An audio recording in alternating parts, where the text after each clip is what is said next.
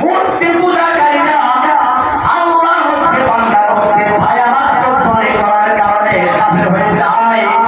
তুমি যদি খাজা বাবা ল্যাংটা বাবা পীর বাবাকে ভায়া মাত্র মানো, তোমার সঙ্গে মূর্তি পুজোদের পার্থক্য কোন জায়গায়?